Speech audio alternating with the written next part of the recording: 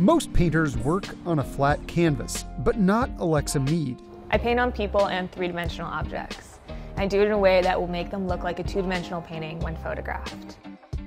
Looking at my work, it feels ambiguous about where things lie in space, and it's hard to wrap your head around the dimensionality of it, especially when you're just looking at a two-dimensional image. In video, you can start to see some of the depth cues of parallax and the movement of the camera revealing more angles of the painting. Meade calls her work reverse trompe-l'œil because instead of painting on a two-dimensional surface to trick the eye and brain into seeing a three-dimensional object, she's flattening three dimensions into two.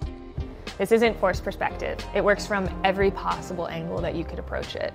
I paint on the back sides of things. I paint on the underside of tables. Every surface within a scene will be covered in a mask of paint, and this mask of paint will reference what's directly below it. It'll exaggerate it or accentuate some minor details or flaws that will give it that painterly edge and really change the way that you would perceive depth within the scene.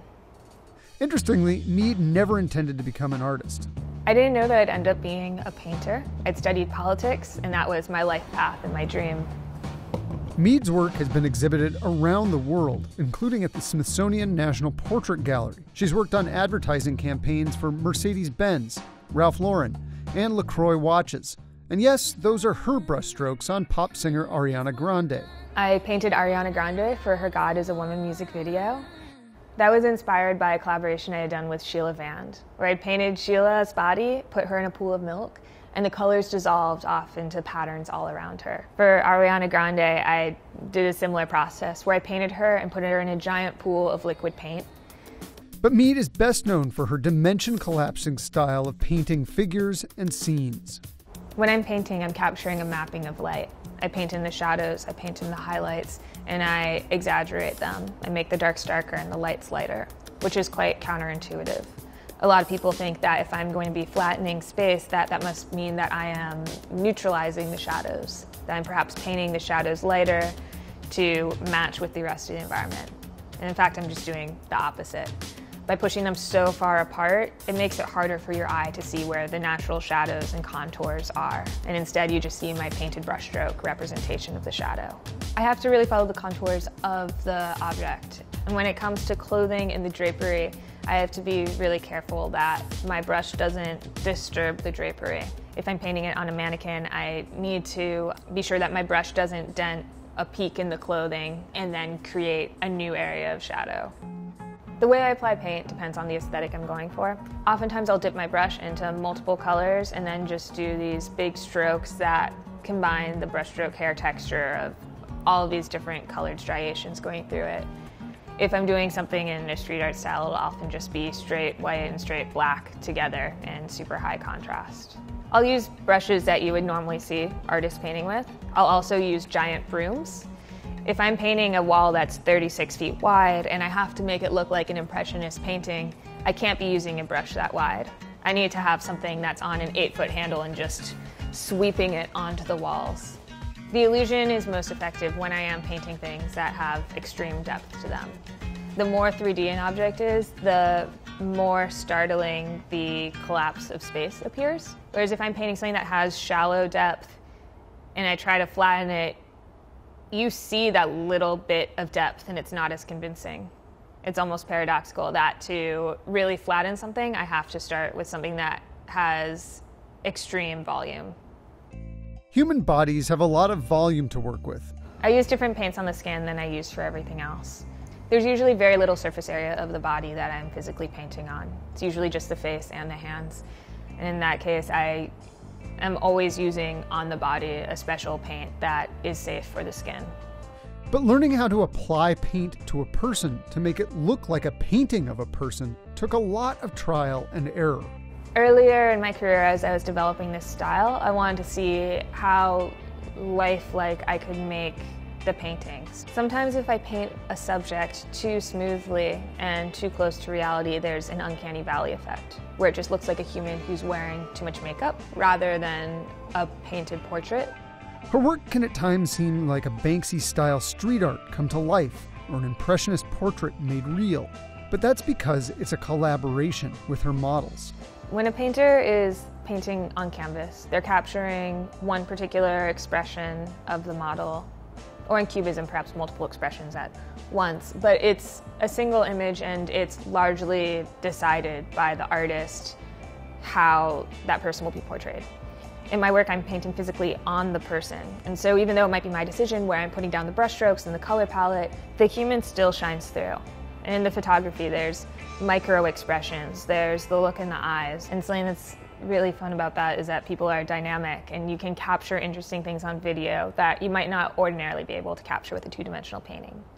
One of my favorite paintings was of a friend of mine from high school who proposed to his girlfriend as living street art. That was a real proposal. She had no idea it was coming, and I'm really glad she said yes. The painting was done in a black and white street art style, and the two of them walking down through an alley in San Francisco among all the street art blended in perfectly.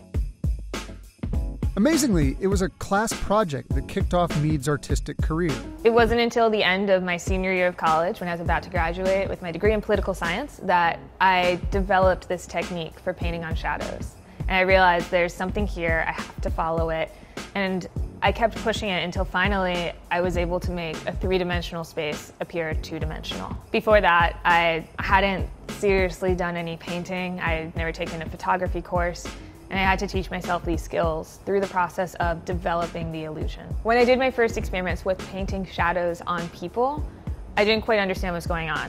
Because when I photographed it, my friend looked like he was a two-dimensional painting. I thought any camera I was pointing at it was broken because it made no sense. My friend was three-dimensional in front of me, but on the screen it looked like it was a work of art. And I decided, I don't know what this is, but I have to play with it and see what happens and do more and develop it. I remember showing my professor the photos of my painted friend, and he completely didn't get it. And he told me that this looks like you could have made it in Photoshop, and if that's the case, maybe you should have just made it in Photoshop. He thought it seemed like a lot of extra work to physically paint on a person when I could get a similar effect doing something easier. And I tried explaining to my professor that that wasn't the point. This is about painting light and shadow and capturing it within this space. And I decided that I didn't really care what he thought. I needed to see for myself. Since then, she's pushed her technique, developing ways to cover entire three-dimensional objects, even rooms, so that they appear to be flattened paintings from any angle. I'm interested in playing with perception, creating something that looks one way, but in reality is something completely different, finding different layers to peel back and look through. Meade's most recent work is a project as one of Google's artists in residence. She's painting an installation scene and props for the tech company's Los Angeles offices, and later to be explored in augmented reality. I'm working with Google to capture my artwork using light field technology so that the 3D nature of it in real life can then be preserved digitally as well. The capture can later be turned into an immersive, augmented reality experience. But it wouldn't be a Meade piece without another layer or two. First, the installation was digitally mapped using Google's Deep View method. We captured it with light field, and then we looked at what the digital depth maps look like of that space. Different depths are represented computationally in different colors. It's what's known as a depth map. I'm then taking that digital depth map from the light field and painting it directly on top of the space. And then we're going to be capturing that again with light field. It's quite meta. It's going from the physical 3D to the computational photography's interpretation of the 3D, painting that back onto reality, and then capturing it once more. Something that's been surprising me is that no matter what type of style I paint in, the effect will still appear to be a two-dimensional painting. It's not reserved for impressionistic style. It also works in a street art style, pop art style.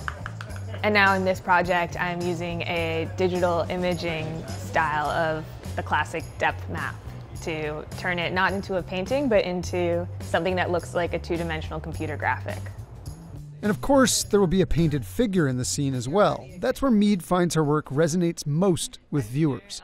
There's aspects of the final image that I'm able to influence, but not necessarily able to control. And that has to do with how the model is holding themselves in front of the camera. That could do with the micro expressions, the tension in the face, the look in the eyes. And so much of that has to come forth through the model. It's almost like a collaboration because it's both parties coming together to create this look. In the future, Meade is hoping to push her work with other collaborations. I'm interested in collaborating with more scientists, engineers, mathematicians, people working in these different fields to create artwork together.